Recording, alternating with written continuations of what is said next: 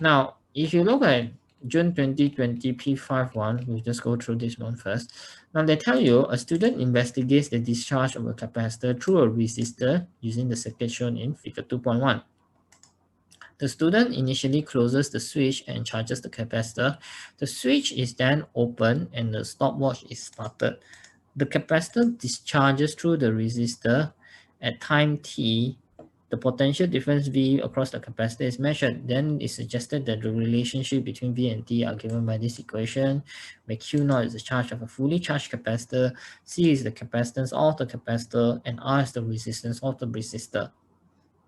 The graph is plotted of ln V on the y-axis against T on the x-axis. Now determine expressions for the gradient and the y-intercept. So here, this one, basically, they've already told you that they want to plot ln y against, ln v against y. Yeah, let me just, they already told you they wanted to plot ln v against y and t against x-axis. So you want to change this to this equation into the form of equation y equals to mx plus c, where ln y is y, t is x. So to do that, what you need to do is you need to ln both sides of the equation. Once you ln both sides of the equation, this is what you're going to get, right? So you ln v, you ln this, will be ln q0 over c exponential negative t over rc. Then this one can then be further split to this one, right? If you're talking about ln q0 over c exponential negative t over rc is the same as ln q0 over c plus ln e negative t over rc, and this one will become ln q0 over c negative t over rc ln e, and then ln e itself is 1, so then it becomes this. This one is like already skip out a few things, eventually giving you this. All right, so the thing here is that they want the t on the x-axis, that's why I shifted this to this side. Okay, so eventually you see that it's actually in this form, you see that if I rewrite this one will be ln v negative 1 over rc t plus ln q0 over c. So you can see very clearly that this is already in the form of your y equals to mx plus c. Your gradient is negative 1 over c. Your y-intercept is ln q0 over c. All right, so that part is fine. So this one, I don't think you guys have any issue. This is just math. Okay, now the one that I want to illustrate is the tables here. All right. Okay, they tell you values of t and v are given in table 2.1. Calculate and record values of ln v, and include the absolute uncertainties in ln v. Plot a graph of ln v against t, include error bars in ln v.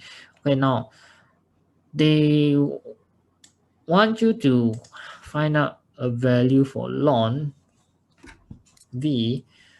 Now this one here, when I want to find out the value of ln v and its absolute uncertainty, the absolute uncertainty here, just now earlier I mentioned, when it comes to finding absolute uncertainty, you could have either used your uncertainty equations from your AS or your max-min method. But I further added that if you're trying to use your AS equations, which is basically this one here, you cannot use it if you see got the expression as trigo, ln, or e power x, exponential to the power or something. So here, you are dealing with something with ln inside. So you will not be able to use your AS equations here. You have no choice but to use max-min method. Meaning to say, if you want to find the uncertainty of a value of x, you need to find the maximum value of x minus the x value itself, the actual value of x. So here, you will have to do something like this. Okay, now for the tabulations, that time I mentioned to you some very important things. The first rule that you would have needed to follow was this. I mentioned that the calculated value or process data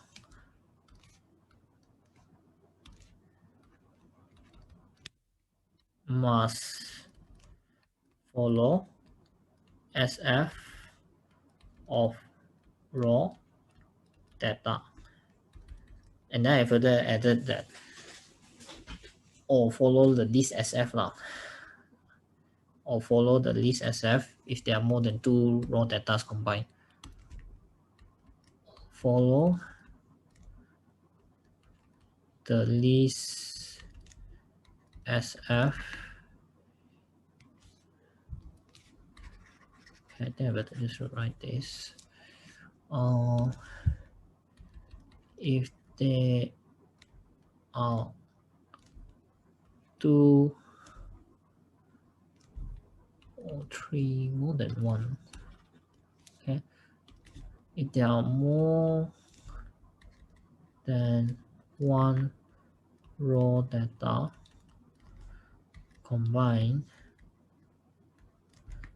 use the list SF. So in general, this is what you were supposed to do. For your tabulations, for any calculated value or process data, you need to ensure that it follows SF of your raw data. Okay. In the event that you have more than 1 raw data combined, always make sure you use this SF. Okay. Then after that, I also mentioned another thing here.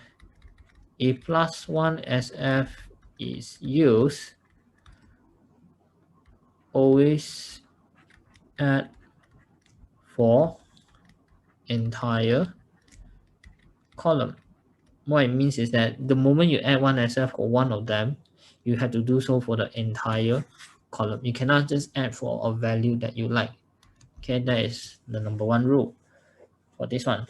Calculated value or process data must always follow SF or raw data. And then after that, the other thing here was this one. So the other thing here was that the absolute uncertainty, maybe this one I'll write here since I have space here. The other thing you need to follow was that the absolute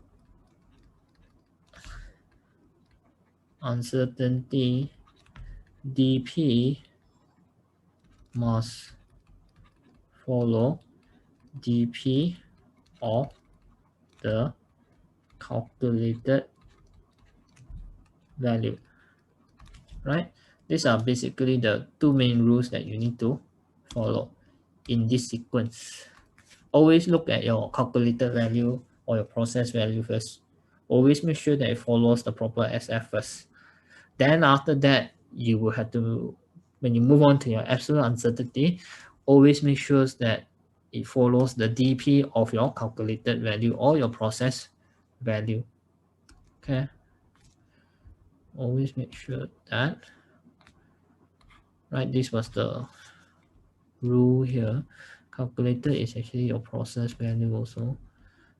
Now calculated on your process value. Okay, so you see this one is actually a bit the same like just now, the ones that I wrote here under your gradient calculation. The only thing here was that I told you that the final answer SF must always be 2 or 3 SF. Then after that, I told you the absolute uncertainty DP must always follow the DP of your calculated value. So when you go on to the calculation later, you will follow a similar set of rules. It's just that for number 1, you're not really talking about the SF of the raw data anymore. You just say the final answer must always be 2 or 3 SF, that's all. Then the rule number 2 is still the same as the tabulation one. Okay? So there's some slight differences there that you ought to be aware of. Okay, so now once you already know these rules, then you can now start to work on this. Okay, now when you look at your V and ln V here, you will notice that this one is actually 2SF. So by right, when you ln it, it should also be 2SF. If your V is 2SF here, once you ln V, it should also be 2SF. Okay, so that is one thing here. Now, if I just want to talk to you about the values of ln V that I have calculated here,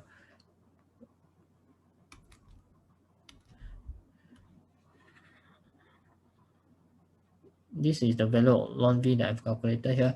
I will tell you that this is all 2SF following the SS of this. Now you may be wondering, why is it that I'm saying that all of this is 2SF when this one, when you look at it, is actually 3SF, isn't it? Correct? So the thing here is that there is something a bit special for log and ln values that you need to be aware of. Whenever you log and ln something, the number before the decimal point is not counted as an SF. Okay, when you log any values or when you ln any values, that number before your decimal point is not counted as an SF. So meaning to say, when I look at this one here, the 1.82, 1.53, and 1.22, under normal circumstances, I would have considered this to be 3SF, but then you needed to see, oh, this is actually ln. So ln values, the value before the SF, before the decimal point, is not considered under SF. So this one I don't consider, this one I don't consider, this one I don't consider. So strictly speaking, this is actually just 2, which is correct lah. Then this one, if I also don't consider the value before the decimal point, it is also still considered to be 2. Okay, so there's actually no mistake here. This one is all actually 2SF because any value before your decimal point is not counted as an SF. Okay, so this one will cover this one. All right, so this one should be okay. Now I want to talk to you about the calculating the absolute uncertainty. That now if you want to calculate the absolute uncertainty, as I mentioned to you, you cannot use AS equations because there's a ln expression here. If you have ln or anything like triangle inside, sine, cos, tangent, whatever, do not use AS equations. You have to use max-min method. So the max-min method would be something like this. The max-min method in general was delta y is actually y max minus y, isn't it? So here I will use this one for the first row. Now for the first row, I find out what is ln v first. Ln v is ln 6.2, I get 1.82. Okay, because this is 2SF, I need to write this in 2SF, but I don't consider the value before your dp as SF. So this one should be 1.82. If I then want to continue on to find out what is delta ln v, the uncertainty of ln v, I will have to use ln v max minus ln v. Okay, the ln v I already know. The ln v max, what is the maximum value of v? You see your v here is 6.2. The maximum value of v therefore must be 6.2 plus 0.2, so it's 6.4. Then you get your values as 0.03. Okay, so now you see your values here got 2 dp, has 2 dp. Your calculated value has 2 dp. So your uncertainty must also have, sorry, for your absolute uncertainty, it must also be at 2 dp. So you get it as 0.03. Okay, so when you follow the first rule here and you wrote everything up to 2SF, you notice that everything here is only at 2 dp. So here, you need to make sure your absolute uncertainty must all be at 2 dp. Okay, that would be how you get this values here. Okay, so maybe I give you guys 5 minutes to do this. So try to calculate out the values here in 5 minutes. I think less than 5 minutes you guys should be done. Right, so just use the time to calculate out your values.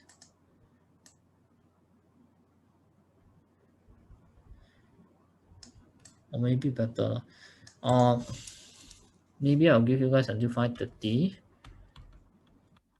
You finish doing this and then you plot your graph. Okay, plot your graph up to 5:30. Okay, right. So tabulation, I would think you guys have no problems with that. So your graph that you plot should ideally look something like this right now. Okay, it should ideally look something like this. Right, now when you draw your best fit line, again, there's a certain range that you need to make sure. As I mentioned to you, a best fit line, you normally need to pass through two different ranges. In the marking scheme, they would have normalies right that in here. I've already written it on the screen. The first range it should pass through is 4 1.6 and 5 1.6. The second range it should pass through is 26.5 0.5 and 28 0.5. So I can only draw the lower range here because I cannot see the whole graph, but you can see your whole graph. So if I just draw the if I just draw for you the one in the lower range, this one here, 0, 26.5, 28 point, 26.5, 0.5, 28, 0.5, 0.5 is somewhere around here, right in the middle. Okay, if I'm talking about 26.5, this one 26, 26.5, and then 28, 28 would be somewhere. This one is 29, this one is 28. Okay, so my range is this one. If I follow this one, 26.5, 0.5, 28, and 0.5, my range is somewhere around here. I need to make sure that my best fit line actually is crossing this range. You can also do the same thing for your upper range. You can also kind of mark out separately what's the range and see whether your best fit line passes through that. Your best fit line mark comes from you actually hitting these two ranges. Okay, so this is where one mark for your best fit line comes from. Right, then after that, draw as you would your worst fit line. So worst fit line, same thing again. I told you you can actually just draw dotted lines. No issue with you drawing solid lines, but the only thing you just need to know is that when you draw your worst fit line, please make sure that it satisfies 3 criteria. Number one, it is crossing your best fit. It should not be parallel to it. It must cross your best fit. And then second one is that it must either be the steepest or shallowest. Meaning to say the one with the highest possible gradient or lowest possible gradient. But at the same time, it must cross through all your error bar. So to reiterate again, error bar, if you have vertical error bar like this one, your error bar is just the line here. The ones here and here are not considered your error bar, that's considered your boundary. Okay, so if you're talking about horizontal error bars, your error bar would just be this, but your boundary is considered this. So your boundary is not considered part of your error bar. Okay, so your error bar is that one. Then when you want to draw your error bar, your error bar is based on your tabulation here. Okay, plus minus 0.03, plus minus 0.04, plus minus 0.06. What this essentially just means is that if you have a ln v 1.82 plus minus 0.03 in your graph, it just means this. You would need to have 1.8 here, but this one will be plus. This one is your first point that you draw. If it's telling you it is 1.8, was it 1.8? Sorry, 1.82 plus minus 0.03. That means you have 1.82. Then your error bar is this one. This one must be plus 0.03. This one must be minus 0.03. That is what the plus minus 0.03 here means. Okay. So just make sure you draw it symmetrical according to your uncertainty that you have given here. All right. Okay, so draw your worst fit line as dotted line or solid lines, up to you, but please again make sure that your dotted line is shown to have actually crossed the error bar, something like this. Okay, you actually show it to have crossed the error bar. Okay, then after that should be fine. All right, so you get something like this. Okay, most important is make sure that your worst fit line is crossing all the error bar, each and every of the error bar. Okay, it must pass through each of them.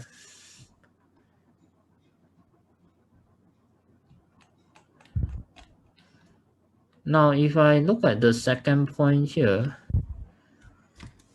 when I draw my worst fit line, like this one here, in my case, my point here, you notice that my point is this one here. Okay, and then my worst fit line is this one. Okay, now if your worst fit line crosses this point, which is the actual error bar, that is what you want, right? But if you're in the process of drawing a worst fit line, your worst fit line also crosses the boundary, that is also fine. This is okay. Okay, this is okay to cross the boundary. Okay, so don't worry about when you draw your error bar, not only are you crossing the error bar itself, but you're also crossing some of the boundary. That is perfectly fine. No issues there.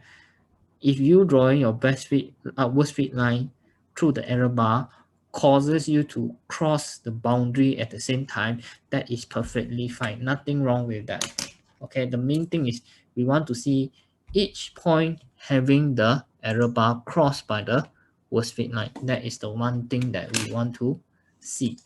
Okay, so you should have drawn that out already. Then after that, you can proceed to plot out your then you can proceed to work out your best fit gradient and worst fit gradient. So to reiterate again what I just said, find your gradient of best fit, find your gradient of worst fit. The uncertainty is just simply the difference between those two modulus, right? And make sure that the points you use for your gradient calculation covers at least half your drawn line. And when you want to indicate the points, it is often a good idea to indicate the dots, to indicate them as dots, and then write down the points accordingly. All right, then you get your answer, right? Indicate the points, write out the values, indicate the points, write out the values, and you should get your gradient. Okay, so this is the part where we talk about the calculation part just now. So as I mentioned, when you're going to your calculation part, you also still need to follow a certain set of rules. Just now I illustrated to you that for tabulation, you follow this rule, and then you follow this rule. Now for your calculation after your tabulation, you no longer need to follow this one. This one was just asking you to follow the raw data lah. You no longer need to follow this one. Instead, what you just do is you say that final answer is always minimum 2SF, maximum 3SF. So this rule is the one you follow first when you're trying to write out your final answer in the calculation. Always make sure it's minimum 2SF, maximum 3SF. Then after that, when you want to put in your uncertainty, always make sure your DP follows the DP of your final answer. Okay. So when you do your gradient calculation, you have noticed that, okay, this is what I get. And then this is my uncertainty. I want to make sure that this one is 3SF, but me making this one a 3SF causes me to have 4 DP. So this one must be written in 4 DP. Wait, no, I did not use 3SF here. I use 2SF for my final answer. If I use 2SF 0.049, this is 2SF 3dp, right? My uncertainty must be 3dp also. Okay, so this one is 2SF 3dp. This one must be 3dp. If I wanted to use 3SF, then this one, the answer would just be this, negative 0.0487 plus minus 0.0050. This one will be 3SF 4dp. This one must be 4dp. Okay, so same thing. All right, it just depends on what you're more comfortable with. All right, so that one is for this one. Then after that, I'll just move on a little to the others. Okay, then determine the y-intercept of the line of best fit. Don't include the absolute uncertainty in your answer. Okay, so now this one is a bit different from what you just done just now. You're still talking about y-intercept, but this time they don't want you to include absolute uncertainty. They specifically told you don't include absolute uncertainty. The previous question just now, when you did this, you're also finding y-intercept. Then they ask you to find the absolute uncertainty. This one, they don't ask you to find the absolute uncertainty. So there are cases where they will ask you to omit certain things out, right? So in your case, you can just use, again, y equals to mx plus c to find out the answer, but just make sure you use the points from your best fit line as well as the gradient from your best fit line. Or you can make your life a whole lot easier. Y-intercept is just simply the value of y when x is 0. Whatever value of y when you have an x is 0 will be your y-intercept. You could have made your life a lot simpler too if you realize that your x value here is 0. So whatever y value you have here is actually the y-intercept itself. You could have actually just straight away find it from the graph and make your whole life easier. Okay, so this one is fine. So I will give you 2 minutes to do your gradient and your y-intercept. Okay, so just continue with that. And same thing lah, your y-intercept, your final answer, minimum 2SF, maximum 3SF. So I'm not sure whether you have done your gradient and your y-intercept, so I'll just give you some time to do that. Just take some time to do that. Then after that, I'll move on to the last part. Okay, so just take the time first.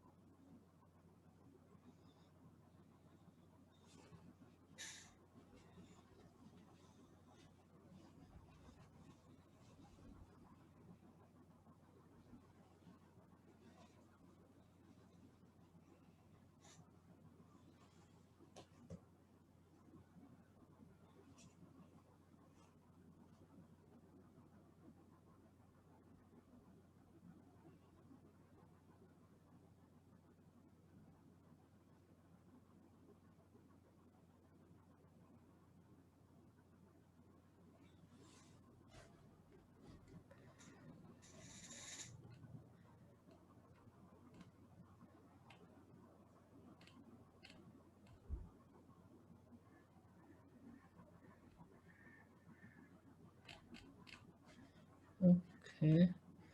Right, so I think this one should be fine already.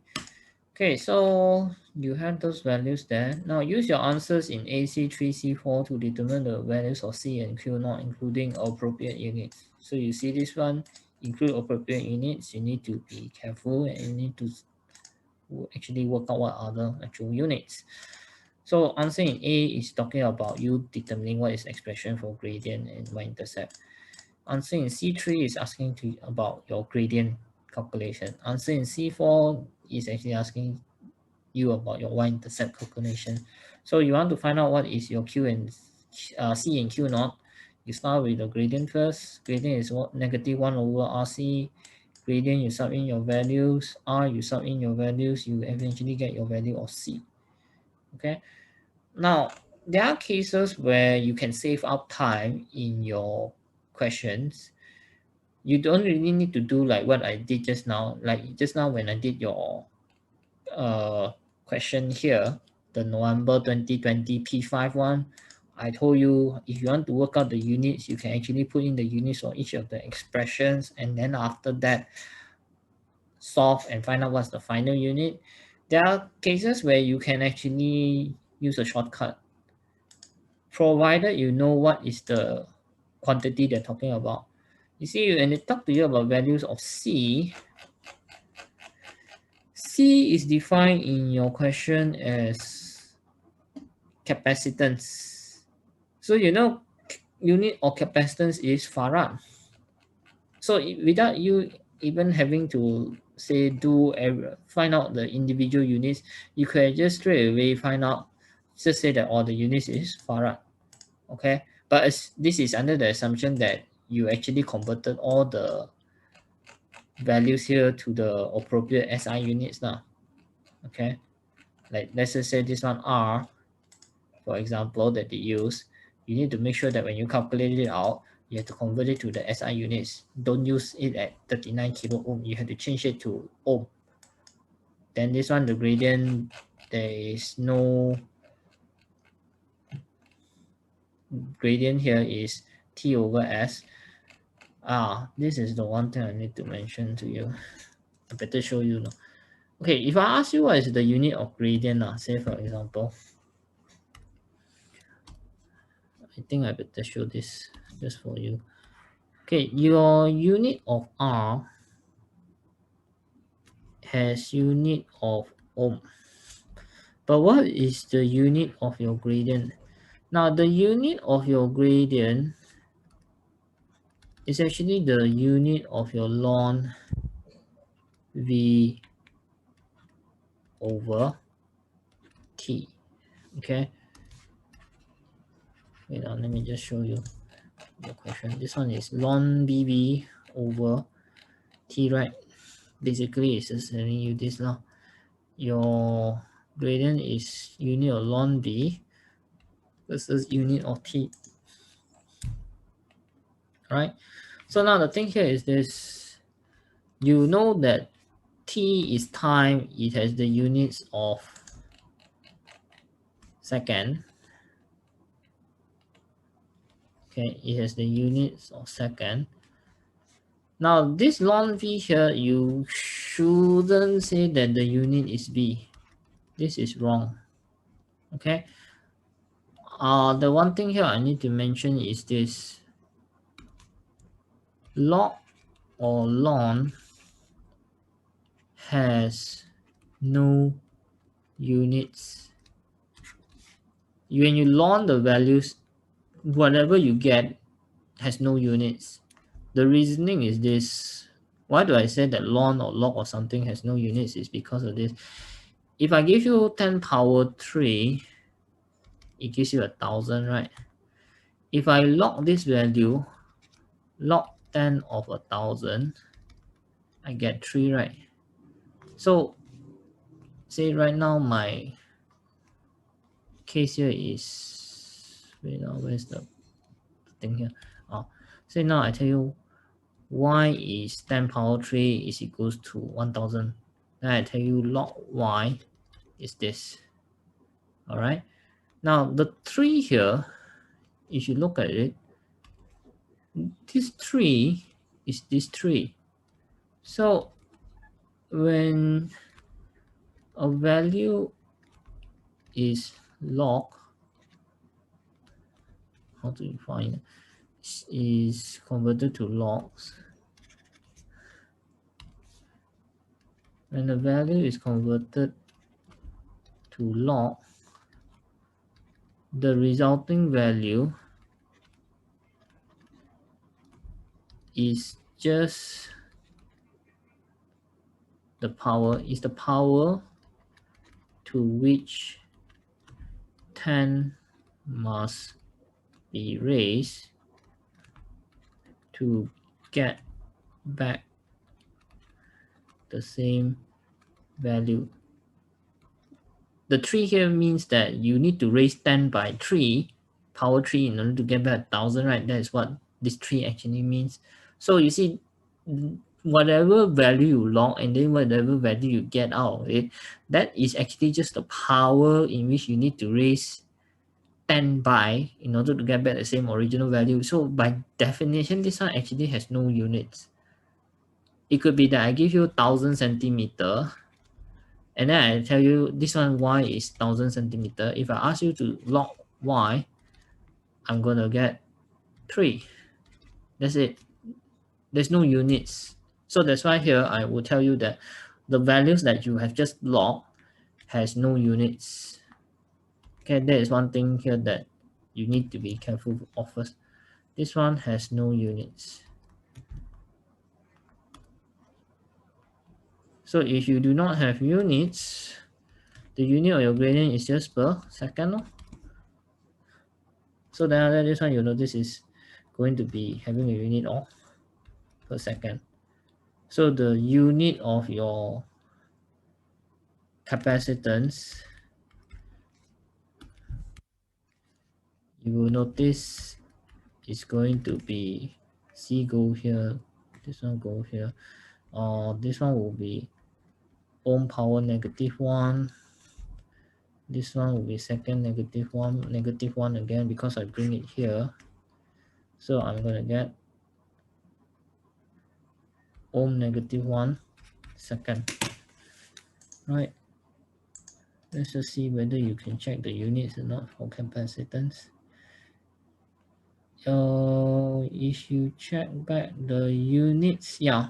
If you again look back at the marking scheme for June 2020 P51 for your current question, when they check the units for your C, notice that they give you 2 different units.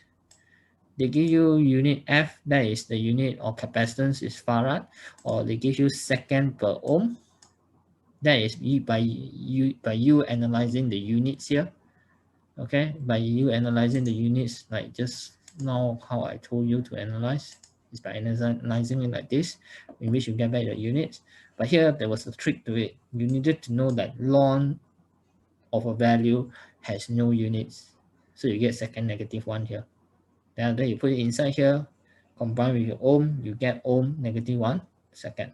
But you see, you could have actually avoided all this if you already see from your question is capacitance, so it must be farad. See, just like that, your working would have become much more easier. All right. Then after that, let's just say we go to y-intercept. Y-intercept is ln Q0 over C. You already have your value of y-intercept 1.82. You already have your value of C. Then you can now work out your value of Q0. So here, you can now make your life easier again too. If you know that your Q0 is actually talking about charge, they already told you Q0 is your charge, isn't it? Charge of your fully charged capacitor.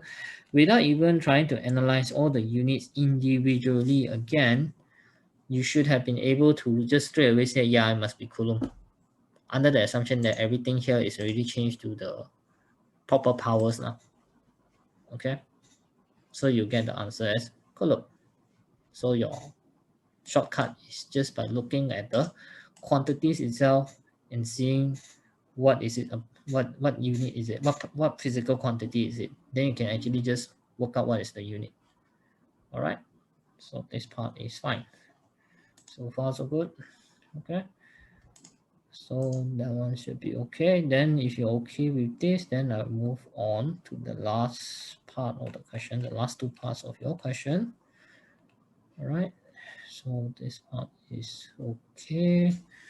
So I'll clear this one and I'll just move on to the next one.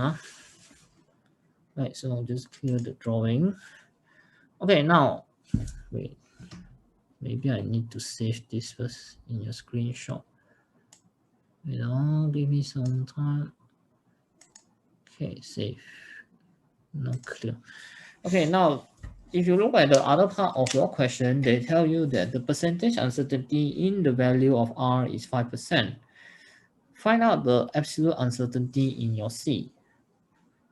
Oh, now this part is where they want you to find out your uncertainty in your C. Okay. Now then after that you look at this one.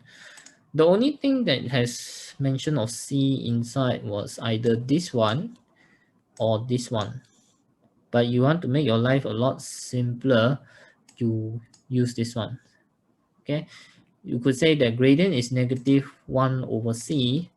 Then C would be negative 1 over R gradient. Then after that, you use delta C over C equals to delta gradient over gradient plus delta R over R, right? Because you see this one here, if I give you see this one here has, when you look at this one, there's no log, there's no ln, there's no exponential function, there's no trigonal function. It's like a normal equation. You can use your AS equations here. You do not need to use max-min method. So if your case here, if you use this one, this one is in the form of y equals to 1 over AB. So delta y over y is delta A over A plus delta B over B. Right? This is in this form. So you look at this one, R and gradient. Delta C over C must be delta gradient over gradient plus delta R over R. Okay? You already found out what is the value of your C here. Your gradient, uncertainty of your gradient and gradient will be this one. Okay? Okay, now here is another thing that you need to be careful about. Your gradient has a negative to it, isn't it? So by right, if you wanted to use delta gradient over gradient, you might have written it as 0.05, negative 0.049.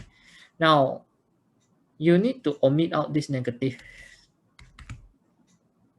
Even though your final answer has gradient value of negative, when you want to put this one in, you need to omit out the negative. Okay, you have to omit it out. Okay, the reasoning for that is because if you did not do that, if you have put your negative here, this thing will be negative already. Then only this one will be positive.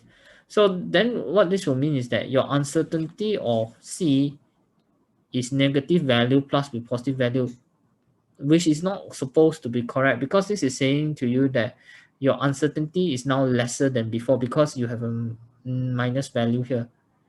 You know, under your AS physics last time, when you measure something, the more things you measure, the more quantities, the more variables you put in, your uncertainty will only increase. The more stuff you measure, the more quantities you combine.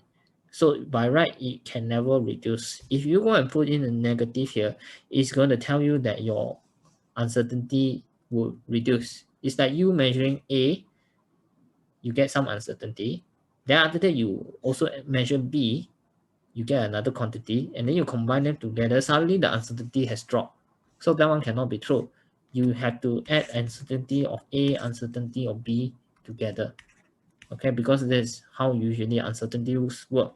The more things you measure, the more variables you combine, the more it will only add up, not reduce. So for this part here, please make sure you remove off the negative. Okay, that's that one thing here that you need to be careful about. All right, just remove the negative. So once you remove the negative, you calculate it out, you can find your delta C. Okay, so this is your percentage uncertainty of R at 5%. You want to change it to fractional uncertainty of R, it will just be 5 divided by 100, you get 0.05. That's how you get this one here. All right, then you get that particular answer there. So far so good. Then we'll just move on to the next possible question. All right, okay, so this one done. Then you move on to the last one. Now, using your results, determine the value of V when time t is 1 minute. Okay, use whatever you have just found, find out the value of V when time t is 1 minute. So you spend your original equation from the beginning part of your question, which was this one. Find out what is t. Find out what is your V when t is 1 minute. You already have all the values that you need. You already have Q naught, you already have C, you already have R, you already have C. Yeah. Your Q naught was 3.23 times 10 power minus 3. Your C was whatever value you find. Your T is your 1 minute change to seconds. Then your R is your this one here. Okay. So that one will eventually give you your answer.